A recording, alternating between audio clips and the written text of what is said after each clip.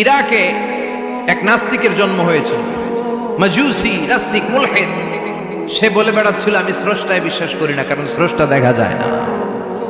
ইরাকের লোকেরা বলল আমাদের একজন ইমাম আছে, নাম নু'মান ইবনে সাবিত। কি নাম? নু'মান ইবনে সাবিত, যাকে আমরা ইমাম আল আযম আবু হানিফা বলে চিনি। সবাই বলল তুমি যে স্রষ্টারে খুঁজে পাও না, আমাদের ইমাম তোমারে স্রষ্টা দেখায় দিবে। সুবহানাল্লাহ পড়ে। সে বলল ঠিক আছে, তাহলে তোমাদের ইমামরা আসতে বলো। কবে? সামনের জুমাবারে ঠিক ভর দুপুরে, দুপুর 2টার দিকে জুমার নামাজের পরে আমিও আসবো, তোমার ইমামও আসবে, ডিবেট হবে। দেখি আমি স্রষ্টার বিপক্ষে আর তোমাদের ইমাম স্রষ্টার পক্ষে, দেখি কে জিতে যায়।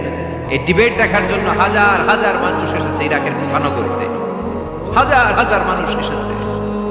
ওই নাস্তিকও এসেছে যে আল্লাহকে বিশ্বাস করে না, স্রষ্টাকে বিশ্বাস করে না, সবাই এসেছে। আসে নাই শুধু ইমাম আবু হানিফা। নাস্তিক কয় তগো ইমাম ডরাইছে। কি বলে? তোদের ইমাম ভয় পেয়েছে। উনি এসেছেন 1.5-2 ঘন্টা দেরি করে। 1.5 ঘন্টা দেরি করে যখন উনি আসলেন, নাস্তিক বলে আপনার সাথে কোনো কথা নাই, আপনার তো সময়ের জ্ঞানই নাই, আপনার সাথে কিসের আলাপ? ইমাম আবু হানিফা বললেন আইন্দি ওজর, আমার ওজর আছে। কি ওজর? তিনি বললেন আমি যখন ঘর থেকে বেরোই আমার বাড়ির সামনে বিশাল এক নদী পড়ে যায়, আর এই নদী পেরোতে আমার নৌকা ব্যবহার করতে হয়। আজকে এসে দেখি নৌকাও নাই, মাঝিও নাই, কিচ্ছু নাই। কিভাবে পার হবো? হঠাৎ দেখলাম নদীর পাশে বিশাল বড় গাছ, গাছটা হঠাৎ এমনি এমনি 2 টুকরা হয়ে গেল। গাছ থেকে বিশাল কাঠের তক্তা বের হয়ে গেল, তক্তাগুলো অটোমেটিক্যালি জোড়া লেগে নৌকা হয়ে গেল। এই নৌকা মাঝি ছাড়া সা করে আমার সামনে চলে এলো। আমি নৌকায় বিসমিল্লাহ বলে বসে পড়লাম। হঠাৎ নৌকা আমারে টান দিয়ে ওপারে নিয়ে এলো। তারপর আমি আপনার এই ময়দানে ছুটে এসেছি। এই যে গাছ কাটা, তক্তা হওয়া, নৌকা হওয়া, মাঝি ছাড়া চলা, এই প্রসেসিং হতে আমার 2 ঘন্টা সময় লেগেছে। I am extremely sorry for that. আনা আসিফ জিদ্দান, আমি দুঃখিত। নাস্তিক নেতা বলে তোকে ইমাম গাঞ্জা খাইছে। কি খাইছে? তোদের ইমাম মাজনুন, জুন্না আলাই, মাথার তার সিরা নিয়ে যা। ইমাম আবু হানিফা বললেন ময়দানে আমারে গালি দিলেন কেন? পাগল বললেন কেন? তার সিরা বলে ডাকলেন কেন? মাজনুন শব্দ ব্যবহার করলেন কেন? মার্জিত ভাষা ব্যবহার করতে শিখেন। নাস্তিক বলে কেমন কথা আপনি বলেন? শিক্ষিত মানুষ, দার্শনিক মানুষ, জ্ঞানী মানুষ, ইমাম মানুষ, কোন মানুষ ছাড়া, করাত ছাড়া বিশাল বড় বড় গাছ কাটা যায় নাকি? মিস্ত্রি ছাড়া তক্তা বানানো যায় নাকি? মিস্ত্রি ছাড়া তক্তা জোড়া লাগে এমনি এমনি নৌকা হয় নাকি? মাঝি ছাড়া পানিতে নৌকা চলে নাকি? ইমাম আবু হানিফা বললেন now your on the right track. এই তো লাইনে আসছেন আপনি।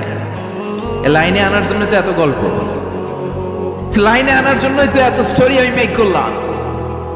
আপনার কথা থেকেই যদি ধরি, করাত ছাড়া গাছ কাটা যায় না, এমনি এমনি তক্তা হয় না, এমনি এমনি নৌকা হয় না, মাঝি ছাড়া নৌকা এমনি এমনি চলে না, তাহলে আকাশ কেমন করে এমনি এমনি হলো? জমিন কেমন করে এমনি এমনি হলো? দ্বীপ প্রহরের জলজলে সূর্যটা কেমন করে কিরণ দিল এমনি এমনি? আল্লাহু আকবার!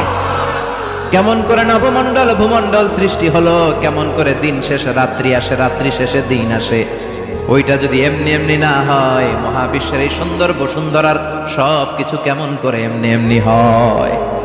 নাস্তিক কয় হায় হায়, আসলেই তো আমি একটা উল্লুক্কা পাঠা, আসলেই তো আমি হাদারাম, এইভাবে তো ভেবে দেখি নাই। আসলে তো এগুলো এমনি এমনি হয় না। Someone is controlling everything in the world. একজন মহা শক্তিধর মহা এমডি আছে, এমডি ম্যানেজিং ডাইরেক্টর, মহা ব্যবস্থাপক, সব ব্যবস্থাপকদের বড় ব্যবস্থাপক। চিৎকার করে বলেন তিনি কে? বিশাল এক ব্যবস্থাপক আছে, তিনি সব কন্ট্রোল করছেন। এতদিন পর্যন্ত আমি বুঝতে পারি নাই, আমারে মাফ করিয়ে দেন আর পড়িয়ে দেন লা ইলাহা ইল্লাল্লাহু মুহাম্মাদুর রাসূলুল্লাহ সাল্লাল্লাহু। সাইয়েদনা ইমাম আবু হানিফার হাতে হাত রেখে শাহাদা বাক্য পাঠ করেছে। সুবহানাল্লাহ পড়েন। ঝিনুকের ভেতর লুকিয়ে থাকে যেমন মতি, ঝিনুকের ভেতর লুকিয়ে থাকে যেমন মতি, কালমা শাহাদাতে আছে আল্লাহর জ্যোতি, কালমা শাহাদাতে আছে আল্লাহর জ্যোতি। সুবহানাল্লাহ পড়েন। এই জ্যোতি যার হৃদয়ে একবার টাচ করে তার জন্য জান্নাতকে খুলে দেয় কে? এজন্য এই সূরা পড়লে নাস্তিকরা নাস্তিক থাকবে না। নাস্তিকদের জন্য এখানে আল্লাহ মেডিসিন দিয়েছেন, কিছু ডোজ দিয়েছেন। আলহামদুলিল্লাহ পড়েন। এই সূরা থেকে আমরা কিছু সময় কথা শুনবো। শুনতে রাজি আছেন তো?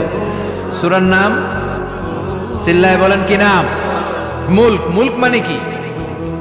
মুলক মানে রাজত্ব, মুলক মানে ক্ষমতা, মুলক মানে পাওয়ার, মুলক মানে কিংডম, মুলক মানে সভরেনিটি। সুবহানাল্লাহ পড়েন। রব্বুল আলামিন বলেন তাবারাকাল্লাযী বিয়াদিহিল মুলকু ওয়া হুয়া আলা কুল্লি শাইইন কাদির। সুমহান সেই সত্তা যার হাতে ক্ষমতা আর তিনি সব বিষয়ে ক্ষমতাশীল। সুবহানাল্লাহ। তাবারাকাল্লাযী বিয়াদিহিল মুলক, মহামহিম সে সত্তা, সুমহান সে সত্তা, বিয়াদিহিল মুলকু, যার হাতে ক্ষমতা। ক্ষমতা কার হাতে? চিৎকার করে বলতে হবে, কার হাতে? নাকি আমাদের হাতে? না সরকারের হাতে, পুলিশের হাতে, র্যাবের হাতে, মাশরাফির হাতে, হিরো আলমের হাতে? ক্ষমতা কার হাতে? ক্ষমতা শুধুমাত্র একজনের হাতে। চিল্লায় বলেন তিনি কে? আল্লাহর হাতে ক্ষমতা, আর তিনি হচ্ছেন সকল ক্ষমতার উৎস, centre of the all powers. সব ক্ষমতার উৎস কে? নাকি জনগণ? আমরা কিন্তু এটাই শিখি, এদেশে আমাদেরকে রাষ্ট্রীয়ভাবে শেখানো হয়, এটা রাষ্ট্রীয় কুফরি। সকল ক্ষমতার উৎস জনগণ নয়, সকল ক্ষমতার উৎস কে? উনি ক্ষমতার উৎস, তিনি ক্ষমতাশীল, মহা ক্ষমতাধর, তার ক্ষমতার সাথে কারো তুলনা হয় না। আমাদের কি ক্ষমতা আছে? কথা বলেন। বল্লা পোকার কামড় খাইছেন? হ্যাঁ, মৌমাছি কামড়াইছে? মৌমাছি কামড়াইলে চিল্লাচিল্লি শুরু করে, তো কি ক্ষমতা আছে আপনার? বল্লা কামড় মেয়েরা দেয় দৌড়, ওটা ধরে যে মার মইটাও পারি না। কুত্তায় কামড়াইলে আমরা কুত্তারে কামড়াইতেও পারি না। কথা বলেন। আমরা নাকি ক্ষমতার মালিক। পিছন থেকে কেউ যদি বলে হুজুর সাপ, মজা করে বলছি, এতই ভয় পাইছি। আসলে যদি ফস করে আসতো সব দৌড়। স্লোগান দেওয়ার বেলায় লিল্লাহে তাকবীর, আল্লাহু আকবার, আমার ভাই তোমার ভাই, কাপায় ফেলামো নামায় ফেলামো। কথা বলেন। আর যদি পেছন থেকে কেউ আওয়াজ করে বলে সাপ, দৌড়। আপনারা কি দৌড় দিবেন? আমরা এদিক দিয়ে দৌড় দিব। কথা কন। চাচা আপন প্রাণ জীবন বাঁচানোর জন্য ভয়ে পাগল। সাপ লাগবে না, ভাওয়া ব্যাংক চিনেন? মাইথার দিয়ে নাই বোধ হয়। আছে আছে। কি করে? খালি লাফায়। 10টা ভাওয়া ব্যাংক যদি ছেড়ে দেওয়া হয়, স্টেজে 2টা আর বাকি 8টা এদিকে, ভাওয়া ব্যাংক আর কি লাভ দিবে? এরসে লাফালাফি শুরু করবো আমরা। কথা বলেন। আর আমরা দাবি করি আমরা ক্ষমতার উৎস। কোনো ক্ষমতা নাই। একবার ডায়রিয়া হলে 3বার টয়লেটে গেলে আর চেহারার দিকে তাকানো যায় না। কারে মাফ করে দে, আই মরে যাইও, আই হাইতান ন, আছে না নাই? তো পারবেন না কেন? আপনি না ক্ষমতার উৎস, আপনি না ক্ষমতার উৎস। আরে আপনার তো কোনোই ক্ষমতা নাই। খুলিকাল ইনসানু দাঈফা, মানুষকে দুর্বল থেকে দুর্বল করে তৈরি করেছে কে? এজন্য রব্বুল আলামিন বলেন তাবারাকাল্লাযী বিয়াদিহিল মুলকু ওয়া হুয়া আলা কুল্লি শাইইন কাদির। সুমহান সেই সত্তা যার হাতে ক্ষমতা। চিল্লায় বলেন ক্ষমতা কার হাতে? আমাদের হাতে কোনো ক্ষমতা নাই। আমরা হলাম দুর্বল। আমরা কি? দুর্বলের ঘরের দুর্বল। আমরা যখন জন্মেছিলাম দুর্বল।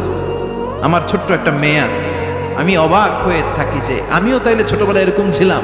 না খাওয়ালে খেতে পারে না, পেশাব পায়খানা করে, ঘর নষ্ট করে, বমি করে, দাঁড়াতে পারে না, শুইতে পারে না, লালা পড়তে থাকে, ক্লিন করতে হয় সব সময়।